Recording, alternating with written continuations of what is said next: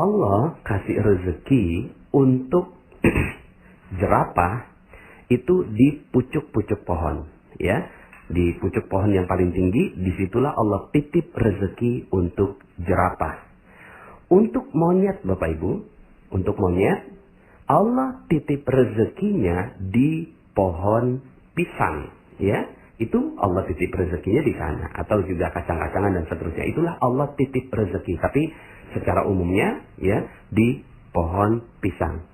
Allah titip rezeki untuk ikan yang ada di laut, di mana? Di terumbu karang, ya. Hewan-hewan ini cerdas, Bapak Ibu. Mereka memiliki insting yang Allah Subhanahu wa Ta'ala berikan pada mereka. Kalau Anda tanya, Anda bisa berbicara seperti Nabi Sulaiman gitu ya. Kalau tanya kepada jerapah, "Hei jerapah, di mana rezeki kamu dititip?" Pasti dia bisa jawab. Di mana? Di pucuk pohon. Kalau tanya kepada monyet, "Hei monyet, rezeki kamu di mana?" Di pohon pisang, begitu, ya. Kalau ditanya kepada ikan, "Wahai ikan, kamu rezekinya di mana?" Ya. "Oh, rezeki saya adanya di terumbu karang." Dan hewan-hewan ini cerdas, Bapak Ibu. Mereka merawat tempat di mana rezeki mereka berada. Kalau ada jerapah yang ngancurin pucuk pohon, ini namanya jerapah yang nggak cerdas, Bapak Ibu ya. Kalau ada monyet yang ngancurin pohon pisang, berarti ini monyetnya nggak cerdas dan nggak mungkin itu terjadi, ya. Kalau seandainya ada, ya, ikan yang menghancurkan terumbu karang, ini namanya ikan yang nggak cerdas, ya. Nah, kenapa mereka cerdas? Karena mereka semua mengerti di mana letak rezeki mereka. Di mana Allah titipkan rezeki untuk mereka. Nah, sekarang unik Bapak Ibu ya. Saya mau tanya pada Bapak Ibu ya. Saya mau tanya sama Bapak Ibu. Bapak Ibu, rezeki Bapak Ibu dititip di mana? Ada yang bisa jawab? Ya. Rezeki Ibu dan Bapak dititipnya di mana? Kan Allah titip rezeki. Nah, sekarang saya mau tanya nih, rezeki Bapak Ibu dititip di mana? Uniknya Bapak Ibu, sebagian besar yang saya tanya tentang pertanyaan ini, banyak yang nggak bisa jawab loh Bapak Ibu. Ketika saya tanya, di mana dititip rezekinya Bapak Ibu? Mereka akan bilang, "Oh ya di muka bumi." Ya di mananya? Pas di mananya bingung. Terlalu luas bumi ini.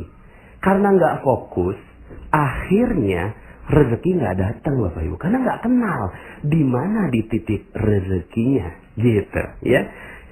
Kemudian ada yang bilang, "Oh rezeki dititip di mana-mana." Iya makin nggak jelas lagi gitu ya. Rezeki dititip di proyek gitu ya. Iya kalau akhirnya dia kejarnya proyek aja.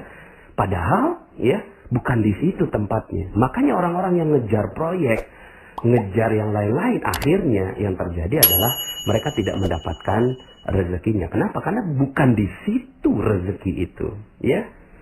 Ayo Bapak Ibu, di mana, ya? Oke, saya jawab ya Bapak Ibu ya. Rezeki Allah dititip di kemuliaan dan kebahagiaan orang lain. Itu. Jadi rezeki manusia dititip rezekinya di mana? Manusia dititip rezekinya di kemuliaan dan kebahagiaan orang lain. Gitu Bapak Ibu, ya. Saya jelaskan. Contoh ya Bapak Ibu ya. Kenapa kok Facebook, ya, itu dia bisa dapetin Mark Zuckerberg ya. Dia kok bisa dapatkan rezeki berlimpah. Wajar. Kenapa? Karena dia membahagiakan 1 miliar penggunanya, ya. Walaupun dia tidak memuliakan, yang dia lakukan hanya membahagiakan. Padahal rezeki itu pada kemuliaan dan kebahagiaan orang lain. Ya. Kemudian Google juga membahagiakan orang lain, memberikan data. Bill Gates, dia membahagiakan orang lain dengan produk Microsoft-nya dan seterusnya. Maka wajar mereka mendapatkan rezeki-rezeki yang berlimpah dari Allah Subhanahu wa Ta'ala, ya. Maka udah Yang perlu kita lakukan adalah bagaimana kita membahagiakan orang lain. Gitu. Pertanyaan saya, berapa banyak orang yang Anda bahagiakan? Berapa banyak orang yang Anda bahagiakan? Ya, di situ letaknya rezeki. Jelas, kalau seandainya kita bahagiakan orang, orang pasti akan ingat kita. Ya, misalnya nih Bapak Ibu, ya kita punya produk. Kita punya produk datang ke orang lain, lalu kemudian kita perkenalkan produk itu. Tapi ya kitanya ini, hatinya kita ingin mengambil uang orang itu. Lalu kemudian tak ada sedikit pun perasaan bagi kita untuk membahagiakan dia. Kira-kira apa yang terjadi? Dia nggak mau beli Bapak Ibu. Mungkin produknya luar biasa, mungkin produknya hebat, mungkin produknya solutif. Tapi yang nawarin itu loh, jutek banget, judes banget. Kok saya merasa rendah di depannya dia. Enak aja gue keluarin duit buat dia. Begitu Bapak Ibu. Maka yang dibeli oleh orang itu bukan produk. Sekali lagi, yang dibeli oleh orang lain bukan produk. Tapi orang akan membeli sesuatu dari kita ketika Anda membahagiakan orang lain. Ketika dia udah merasa bahagia, kok enak banget ya. Saya kok enak ya ngelihat wajahnya dia, senyumnya dia.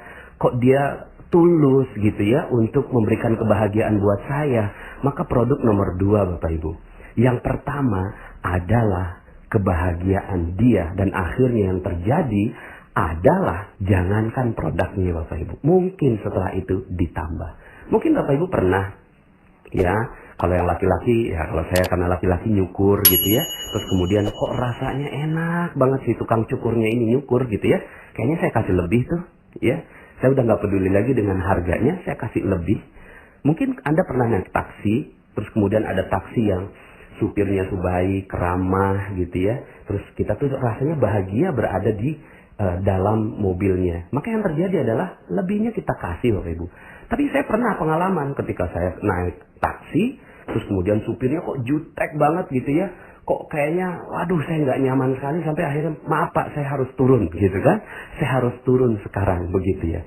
Saking saya nggak nyamannya berada di mobilnya dia karena pelayanan dia yang kurang ramah. Maka Bapak Ibu, fokus saja ya. Yang perlu Anda lakukan, rezeki Allah dititip di kemuliaan dan kebahagiaan orang lain. Ya, saya sengaja ya urutkan kemuliaan ini di depan. Kenapa? Karena sebenarnya yang paling penting itu adalah kemuliaan orang, bukan kebahagiaan orang.